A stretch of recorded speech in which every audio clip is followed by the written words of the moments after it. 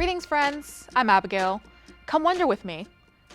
Do you remember the season of Advent where we talked about preparing for Jesus' birth? Now, we're in a different season in the Christian calendar called Lent. In Lent, we prepare for Easter by spending time with God. We think about different stories from Jesus' life and his ministry. By learning more about Jesus' ministry, we get to learn more about God and the resurrection of Jesus.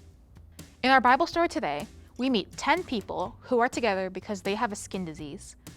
During biblical times, you couldn't stay in the house with your family or be with your friends if you had the skin disease because they wanted to make sure that no one else would get it.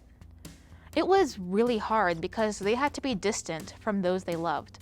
The 10 people with the skin disease were outside the city together when they met Jesus. They asked Jesus for help, and guess what? Jesus healed them all from their skin disease, and they got to go home to their family and friends. This is amazing!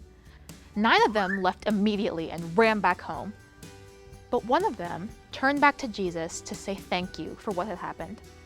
He didn't just leave, but he stopped to have a relationship with Jesus.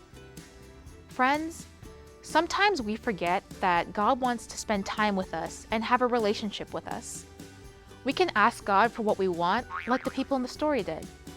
But relationship is about more than just receiving from God. It's about knowing God. One of the practices of Lent is giving up something so that you can spend more time with God. Last year, I gave up 1 hour of watching TV after school to do Bible study with my family.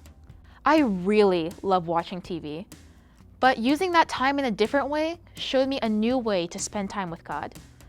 My family learned more about Jesus, and we grew closer during this time. I also felt more confident praying and reading the Bible.